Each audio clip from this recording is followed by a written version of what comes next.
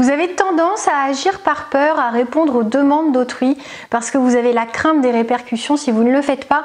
Regardez tout de suite cette vidéo.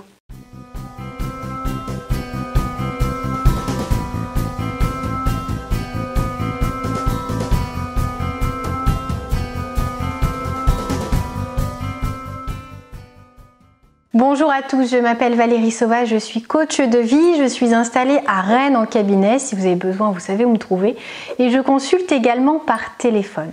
J'interviens aussi bien auprès des particuliers que des professionnels qui ont envie de se libérer finalement de ces freins handicapants que peuvent être la timidité, le manque de confiance en soi, le manque d'aisance par exemple en prise de parole en public, qu'il s'agisse d'un projet professionnel ou même pour rentrer en contact avec des gens avec qui vous avez envie de vous lier dans le cadre sentimental.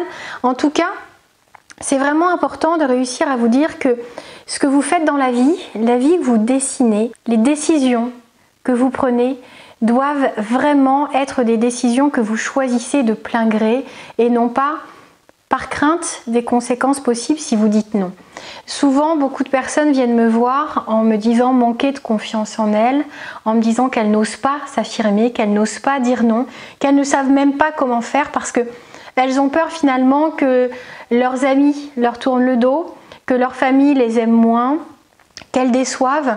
Des fois, c'est par envie de faire plaisir, c'est même pas par crainte, mais derrière ça, derrière cette envie de faire plaisir, il y a quand même une peur de ne pas être à la hauteur, de ne pas être dans le rôle que ces personnes ont choisi d'endosser pour être vraiment une belle maman, une bonne conjointe, une bonne collègue, une bonne employée, tout ce que vous voulez, mais en tout cas, faites attention. Décidez vraiment de ce que vous avez envie de faire, de ce qui ne représente pas une contrainte, de ce qui ne représente pas quelque chose qui va nuire à l'image que vous avez de vous-même. Faites en sorte de faire des choix avisés, de choisir ce qui vous apporte quelque chose, ce qui vous nourrit, ce qui vous rend fier de vous, ce qui vous aide finalement à vous révéler, ce que vous avez envie de faire parce que c'est un cadeau que vous avez envie d'offrir presque. Ce temps, cet encouragement, cette explication par exemple que vous donnez parce que quelqu'un bute pour avancer peut-être au niveau professionnel ou au niveau scolaire. Donc si vous le faites, faites-le sans crainte. Ne vous dites pas que vous êtes là pour répondre aux attentes de quelqu'un. Vous n'êtes pas né pour combler les besoins des autres.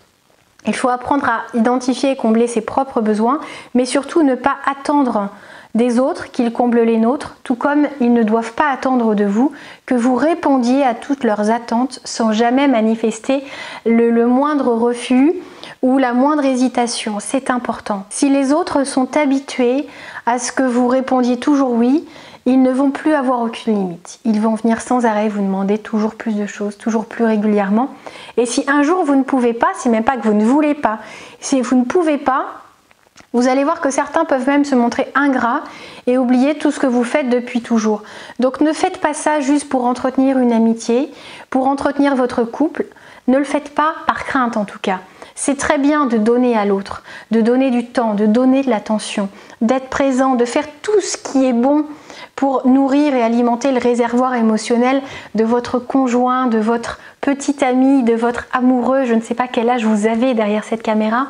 En tout cas, ce qui est important, c'est que ce que vous faites, vous l'assumiez, vous le choisissiez parce que ça vous fait plaisir, parce que ça vous apporte, parce que ça correspond à vos valeurs, parce que ça fait partie des choses que vous avez envie de donner et non pas que vous subissez parce que vous avez peur de dire non, parce que vous n'osez pas vous affirmer, parce que vous avez l'impression ou la conviction que vous manquez de confiance en vous et que du coup vaut mieux paraître gentil, agréable, à l'écoute des besoins de l'autre et comme ça personne ne viendra vous reprocher quoi que ce soit, vous n'aurez pas à affronter une conversation délicate.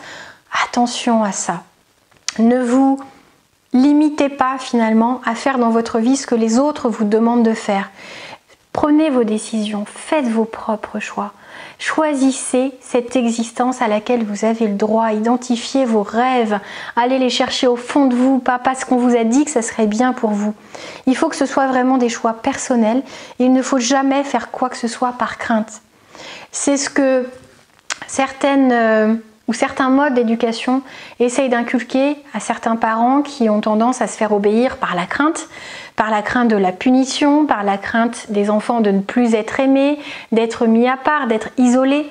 C'est pas quelque chose qui finalement dans une relation, que ce soit avec un enfant, que ce soit avec un adulte, donne de jolies choses. Vous n'avez pas envie que vos amis soient vos amis parce qu'ils craignent quoi que ce soit de vous, de perdre votre amour ou alors que vous les frappiez si vous êtes de nature violente. Donc évitez de rajouter de la crainte ou de la peur dans toutes vos décisions.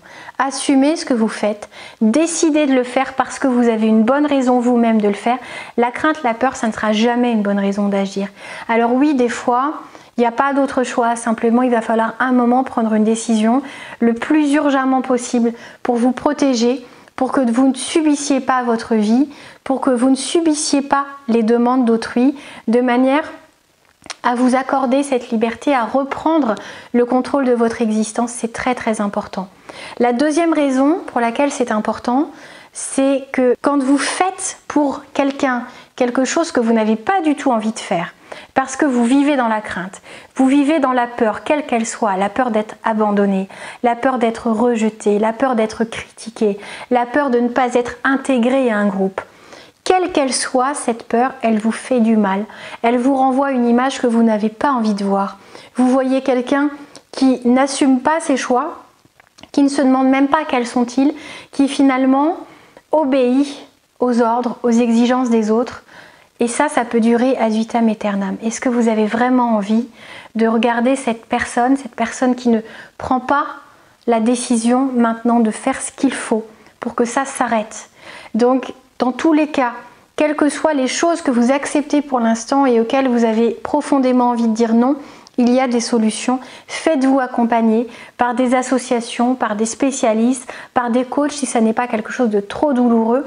Si c'est juste parce que vous avez besoin de vous affirmer, besoin d'apprendre à dire non ou de prendre confiance en vous, contactez-moi.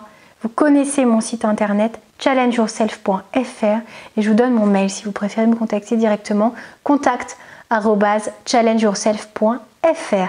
À très bientôt.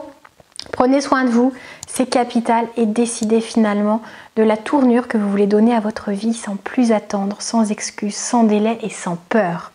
À très bientôt, très belle journée. Au revoir.